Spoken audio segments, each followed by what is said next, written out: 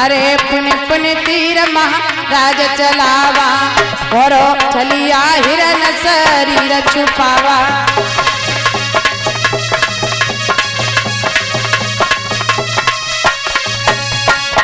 क्या हुआ? अरे जब वो हिरनायु पर को जावे तब वो कुछ रे जमी गहिराई। अरे चुगो हिरना के पूगो हिरना हिरना कड़ी गो है प्राण बचाई।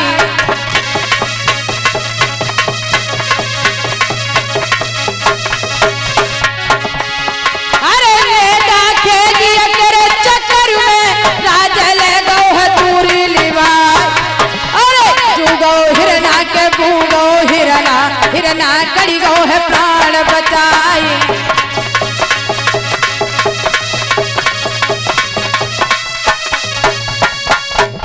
महाराज याती घोड़े पर सवार हुए उसी जंगल में पहुंचे हैं जिस जंगल में देवयानी कुएं में पड़ी भगवान का ध्यान कर रही है। प्रभु आप हमारे धर्म की हमारे प्राणों की रक्षा कीजिए।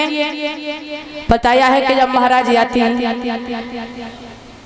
हिरण का शिकार किया है तो उसी कुएं के पास से होकर के जब महाराज याती निकले हैं, देवयानी ने घोड़ों के पैरों की आवाज सुनी। देवयानी आवाज देने लगी, भैया आप कौन हैं? आप आकर के हमारे प्राणों की रक्षा कीजिए, हमारी सहायता कीजिए। महाराज याती ने कन्या की आवाज को सुना। याती ने घोड़े को वहीं झट से खड़ा कर दिया और जब कुएं में झांक के देखा है तो बड़ी सुंदर कन्या है।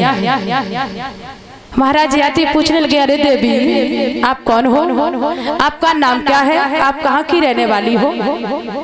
तो वो कन्या कहने लगी, महाराज पहले आप मुझे इस कुएं से बाहर निकाल लीजिए, उसके बाद में मैं आपको सब कुछ बता दूंगी कि मेरा नाम क्या है, हमारे पिता का नाम क्या है, हम कहाँ के रहने वाले हैं। महाराज याती कहने लगे, अच्छा।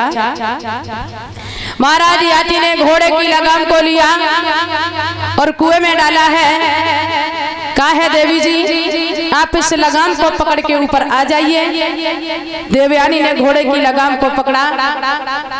जब देवयानी ऊपर चढ़ने लगी है तो बताया है परीक्षित महाराज कि जब देवयानी और महाराज याती के बीच में जब एक हाथ की दूरी रह गई तो महाराज याती ने क्या किया कि देवयानी की कलाई पकड़ी और ऊपर खींच लिया। पूछने लगे, आपका नाम क्या है? देवयानी दोनों हाथ जोड़ करके बोली, महाराज मेरा नाम देवयानी है, मेरे पिता का नाम शुक्राचार्य जी हैं, मैं एक ब्राह्मण परिवार से हूँ। हमारी सहेली सर्वेष्ठा से आपस में विवाद हो गया, इसलिए उसने क्रोध में आकर के मुझे कुएं में डाल दिया। अच्छा, तो आप ऐसा कीजिए, आपके पिता बहुत परेशान होंगे, आप अपने महल में वापस जाइए, मैं अपने राज्य के लिए वापस जा रहा हूँ। देवयानी हाथ जोड़ करके खड़ी हुई कहने लगी, महाराज आप यहाँ से जा तो रहे हैं लेकिन मैं आपसे एक बात कहना भूल गई। बोले, क्या? कि महाराज हमारे यहाँ का हमारे राज्य का ये नियम है कि जो लड़का एक बार लड़की का हाथ पकड़ लेता है तो सारे जीवन उसी के साथ में काटना पड़ता है। याती कहने लगे, क्या तुम्हारी बुद्धि तो नहीं खराब हो गई है? अभी तो पड़ी पड़ी कुएं में चिल्ला रही थी कि हमारी सहायता करो, हमारी मदद करो, और जब मैंने तुम्हें निकाल करके बाहर कर दिया तो झूठा दोष लगा रही हो। ऐसा करो तुम अपने घर वापस जाओ, मैं अपने राज्य के लिए वापस जा रहा हूँ। महाराज याती घोड़े पर सवार हुए। देवयानी ने झट से घोड़े की लगाम को पकड़ लिया। कहने लगे, महाराज चले जाओ, चले जाओ, मैं आपको नहीं रोकूंगी, लेकिन महाराज हमारी एक बात सुनो। बोले, क्या? देवयानी बोली, अरे बाएं छोड़ाएं जातो निबल जाने की मोए, अरे बाएं छोड़ाएं जातो निबल जाने की मोए।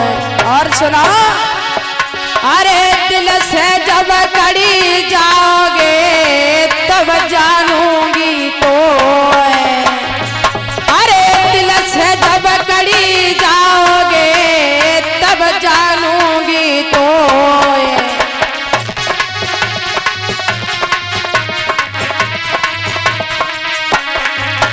तो इसीलिए कहा गया, अरे छोटी पूरी कामिनी सब ही विष की बेले, अरे छोटी पूरी कामिनी सब ही विष की बेले, अरे दुश्मन मारे दाव से जे मारे हंस खेले, दुश्मन मारे दाव से जे मारे हंस खेले।